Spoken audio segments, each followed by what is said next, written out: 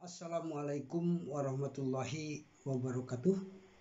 Baik, pada kesempatan ini akan kita bahas bagaimana pola makan yang sehat, terutama ini bagi orang-orang yang sibuk bekerja, juga orang-orang yang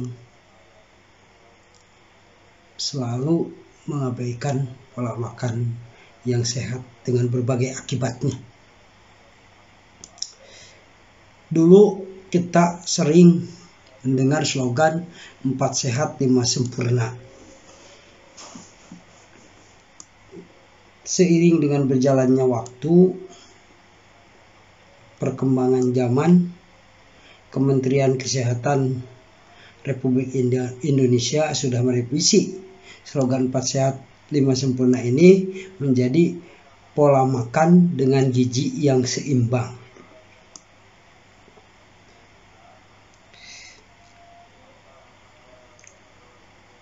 Nah, pola makan dengan gizi yang seimbang ini dituangkan dalam pedoman gizi seimbang atau PGS, di mana PGS mengaplikasikan atau menerapkan prinsip mengkonsumsi makanan beraneka ragam sesuai dengan aktivitas fisik, perilaku hidup, dan juga pemantauan berat badan secara teratur.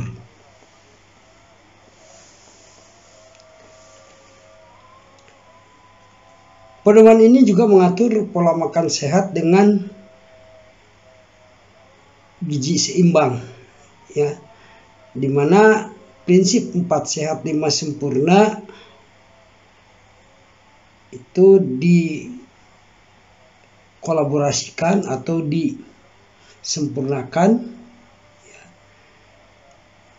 dengan pengaturan sumber karbohidrat, protein maupun lemak yang seimbang.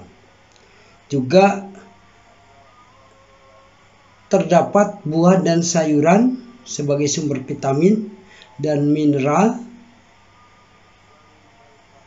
yang dapat menjadi asupan gizi sehingga memperbaiki metabolisme pencernaan di dalam tubuh. Sebagaimana kita ketahui, lauk pauk seperti ikan, daging itu adalah sumber protein.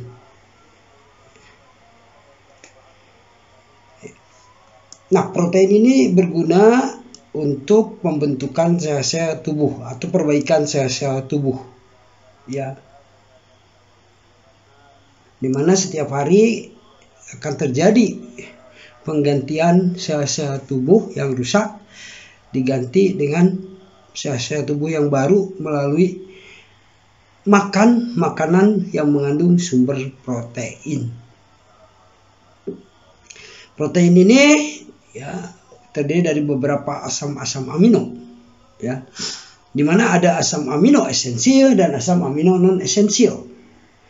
Asam amino esensial adalah asam amino yang harus didapatkan dari makanan, jadi asupan dari luar. Sedangkan asam amino non esensial itu diperoleh ketika kita metabolisme sumber-sumber protein, metabolisme makanan di dalam tubuh menjadi protein, terurai menjadi asam-asam amino.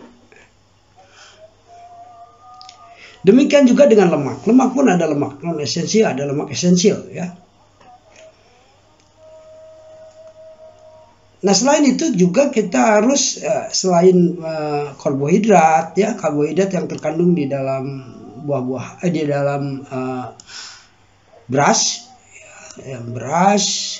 nasi yang biasa kita makan, singkong, jagung, itu ada sumber karbohidrat, Juga kita butuh lemak. Lemak itu bisa diperoleh dari daging, bisa diperoleh juga dari hewani maupun dari nabati. Kemudian juga itu protein tadi, sumber-sumber protein. Juga kita harus sumber vitamin dan mineral, yaitu dari buah-buahan dan sayuran. Di mana buah-buahan banyak mengandung vitamin C, kemudian vitamin E, itu. ada karoten, beta karoten, ya, dan seterusnya. Juga kita harus juga minum, ya, minimal 8 gelas per hari, ya, untuk memperbaiki metabolisme dalam tubuh, karena 80% komposisi tubuh adalah cairan, ya.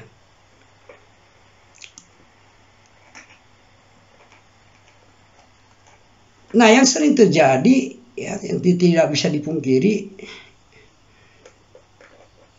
kebiasaan atau kondisi tertentu juga mempengaruhi, ya, dalam menerapkan gizi seimbang ini, ya, karena kesibukan kita lupa makan, ya, sehingga pada akhirnya lambung dipaksa kerja keras tanpa ada asupan makanan, selalu bekerja tanpa ada asupan makanan, pada akhirnya terjadilah penyakit mah, ya.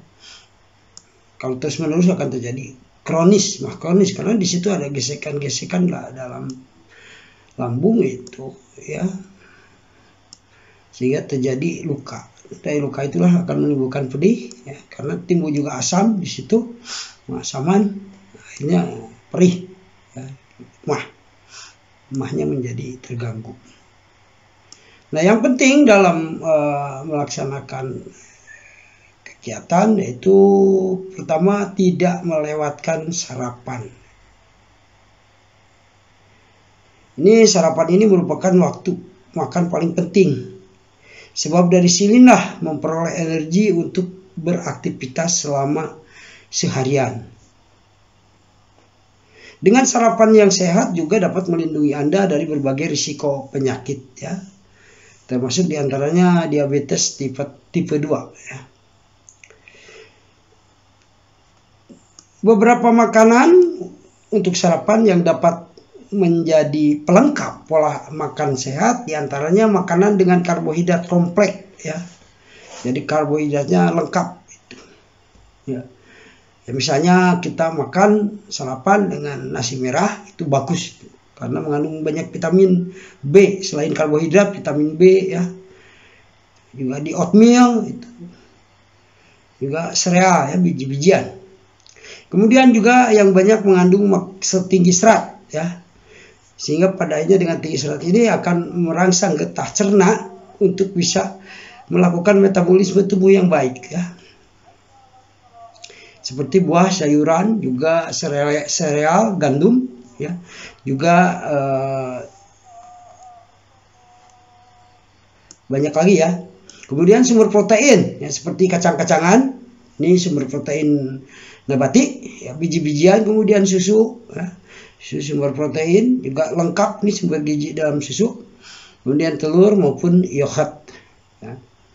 Ini yogurt mengandung bakteri yang bagus, bakteri yang baik, ya, lactobacillus, yang bisa menguraikan laktosa, ya, sehingga pada akhirnya menjadi gula dalam darah untuk memperbaiki proses pencernaan. Kemudian juga sumber lemak yang menyehatkan, misalnya biji-bijian, alpukat maupun kelapa, ya. Ya, kemudian yang kedua, jangan terlalu banyak minum kopi. Kopi memang membuat Anda lebih segar karena mengandung kafein, ya, di pagi hari. Tetapi jangan berlebihan, cukup 1 gelas saja, ya. Juga kalau langsung minum kopi itu akan terjadi dehidrasi, ya, pengurangan air dalam tubuh. Sebab kopi dapat mempercepat keluarnya air dari tubuh itu melalui urin, ya, melalui air kencing, ya. Bila Anda membutuhkan kopi sebelum beraktivitas, ya cukuplah 1 atau 2 cangkir tiap hari. Ya, pilihlah kopi hitam, ya, dengan sedikit gula atau tanpa gula sama sekali, ya. Juga hindari penggunaan creamer atau topping, ya, yang akan menambah jumlah kalori. Kemudian yang ketiga adalah selalu banyak minum air putih, ya. Pola makan yang sehat belum lengkap tanpa air putih, ya. Kebutuhan air setiap orang berbeda-beda, ya, tentu disesuaikan dengan berat badannya. Namun sebagai panduan, minumlah paling sedikit 8 gelas air setiap hari untuk terpenuhinya kebutuhan tubuh. Dengan asupan air yang cukup tentu akan menjaga kelancaran fungsi tubuh dalam proses metabolisme, ya.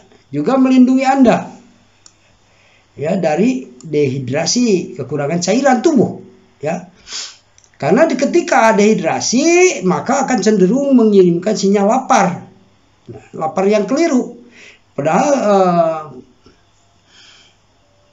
sumber-sumber makanan baik karbohidrat, lemak maupun protein di dalam tubuh sudah di metabolisme, tapi tetap merasa lapar. Nah, ini, ya, kalau kita kekurangan asupan air, ya. Nah, ini membuat seseorang kerap makan banyak tanpa menyadarinya. Ini terjadilah obesitas, kegemukan, ya. Kemudian yang keempat, ya, banyaklah makan alami. Batasi makanan dalam kemasan. Makanan segar memang akan lebih baik dibandingkan dengan makanan-makanan yang diawetkan atau makanan kemasan. Ya, diupayakan sedapat mungkin makanlah lauk pauk, buah-buahan, sayuran dan lain-lain yang segar, ya, yang berasal dari pasar, yang tanpa melewati proses pengawetan, ya. Kecuali dalam keadaan darurat, ya. Nah, ini agar pola makan Anda tetap sehat, juga membatasi tadi makanan kemasan atau yang telah diawetkan. Karena makanan ini biasanya tinggi gula dan natrium, ya, sebagai bahan pengawetnya, ya. Serta juga mengandung food aditif, ya, atau bahan tambahan makanan, ya, seperti pengawet dan pewarna buatan. Apalagi misalnya pengawetnya tidak sesuai, ya, bukan untuk bahan makanan, bisa terjadi, ya, untuk demi keuntungan hanya menggunakan bahan pengawet yang tidak direkomendasikan untuk makanan, ya, misalnya, atau menggunakan pewarna tekstil yang mengandung logam-logam berat yang pada akhirnya akan mengakibatkan karsinogen, ya, terjadi radikal bebas di dalam tubuh, ya, yang akhirnya terjadi ikatan, terjadilah karsinogen, ya, itu kanker, ya, penyakit kanker. Kemudian berikutnya, bijak, ya, ketika makan di restoran. Ya, pilihlah hidangan dengan cara memasak yang lebih menyehatkan, ya, misalnya direbus, ditumis atau dipanggang. Karena kalau digoreng itu biasa mengandung lemak, ya. Lemak adalah lemak yang berbahaya memang.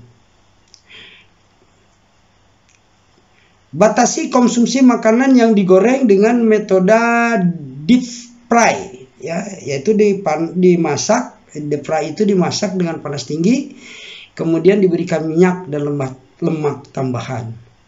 Ya, makanlah dengan porsi yang cukup agar tidak kekenyangan atau kelebihan asupan kalori, ya. Ini pola makan Rasulullah, ya, bila mana sudah makan mau tambah lagi, itu biasanya dihentikan, ya. Sudah satu porsi misalnya minta tambah lagi, dihentikan. Apa? Karena untuk mencegah makan yang berlebihan. Karena kalau kelebihan makan pada akhirnya tadi akan terjadi obesitas, metabolisme tubuh dipaksa bekerja keras, apalagi dengan makanan-makanan yang tidak sehat, misalnya, kan. Akhirnya terjadi reaksi-reaksi dalam tubuh yang menyebabkan terjadinya penyakit-penyakit degeneratif. Itu biasanya diakibatkan dari terbentuknya radikal-radikal bebas di dalam tubuh, ya.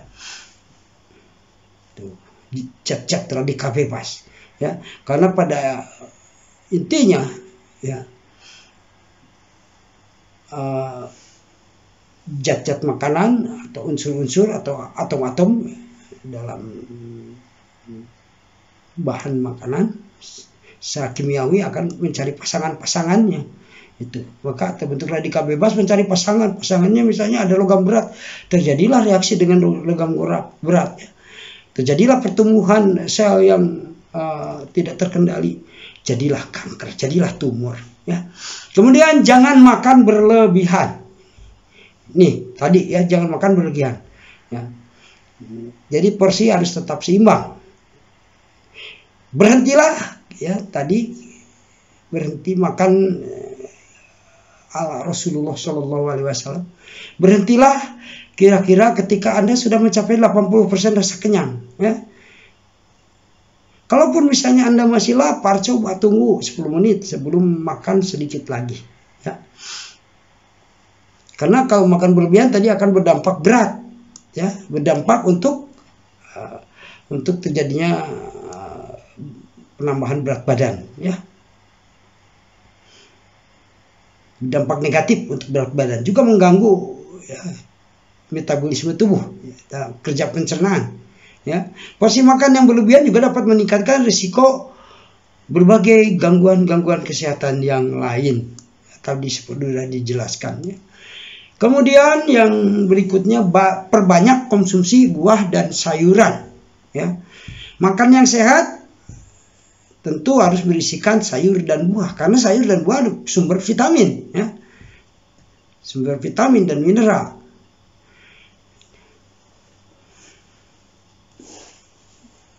Karena kedua bahan pangan ini merupakan sumber vitamin, mineral, juga serat ya, yang memenuhi kebutuhan setiap hari ya.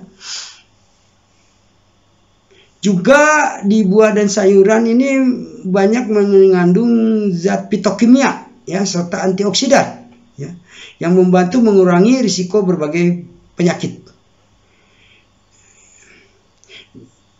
Ya, juga jangan lupa penuhi piring makan Anda dengan buah dan sayuran yang berwarna-warni ya, karena warna itu misalnya warna ungu itu banyak mengandung karoten ya, kuning.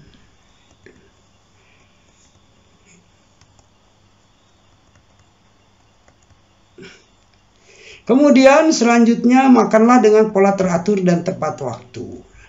Nah, metabolisme tubuh itu dapat berubah pada waktu-waktu tertentu. Pada malam hari misalnya, metabolisme akan melambat ya, karena tubuh sedang mulai beristirahat.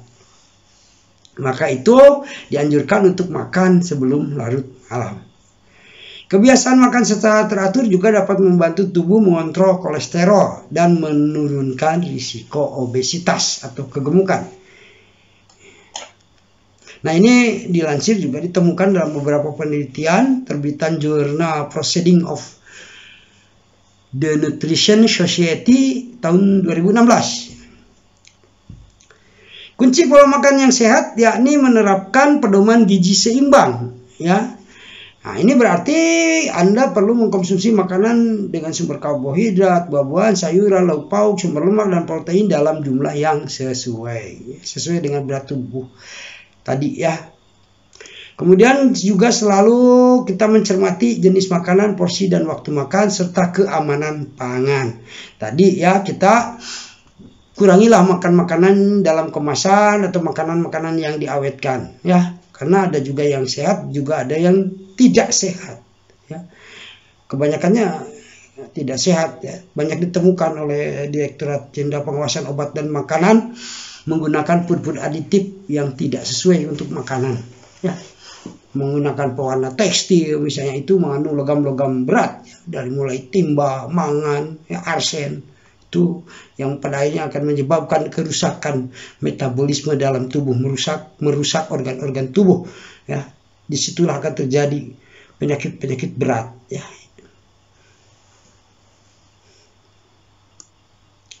Ingatlah selalu untuk tetap batasi makanan tinggi gula, kalori, dan lemak ya. Terutama lemak ini ada lemak yang berbahaya ya, ada LDL dan HDL ya. Lipoprotein, LDL lipoprotein